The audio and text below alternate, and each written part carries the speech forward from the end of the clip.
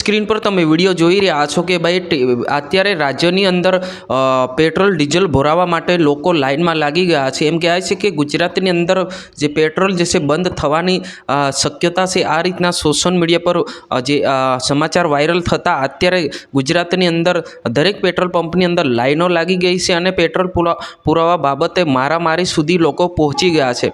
નમસ્કાર મિત્રો, વિડીયોમાં તમારું સ્વાગત છે। વિડીયોને અંત સુધી જોજો અને આપણી ચેનલ પર નવા હો તો ચેનલને સબસ્ક્રાઇબ કરીને લાઇક કરી નાખજો। મિત્રો, તમને ખબર છે ગુજરાતભરની માહિતી જે છે આપણે આ ચેનલ પર પ્રોવાઈડ કરી રહ્યા છે। હવે મિત્રો વાત કરવામાં તો અત્યારે ગઈકાલથી જે પેટ્રોલ પંપે જે લાઈનો આપણને જોવા મળી છે કે દરેક પેટ્રોલ પંપની અંદર જે લાઈનો છે, ખાસ કરીને તો વડોદરા જેવા વિસ્તારમાં, અમદાવાદ, વડોદરા, ગાંધીનગર તેમજ સુરત સુધી આવા વિસ્તારમાં જે છે એ અત્યારે જે પેટ્રોલ પંપે લગાતાર લાઈનો વધી રહી છે। જેમ કહેવાય છે કે જે પેટ્રોલ પૂરું થઈ જશે એટલે કે બાઇક ચાલકો જે છે એ પેટ્રોલ વધારનું ટાંકી ફૂલ કરાવીને પોતાનો પીપળા, ડબ્બા તેમજ અન્ય કોઈ ડોલ જેવી વસ્તુ લાવીને પેટ્રોલ પુરાઈ રહ્યા છે।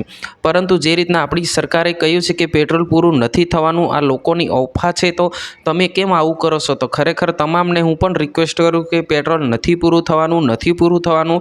ગઈકાલે એક અફવા દ્વારા જે વાયરલ કરવામાં આવી હતી વિડીયો કે ભાઈ કે પેટ્રોલ પૂર્ણ થઈ જવાનું છે એટલે કે બધા પેટ્રોલ પુરાઈ લો, તો એટલા હદ સુધી પબ્લિક જે આવી ગઈ છે કે ભાઈ પેટ્રોલ પુરાવા માટે મારામારી સુધી પહોંચી ગયા છે।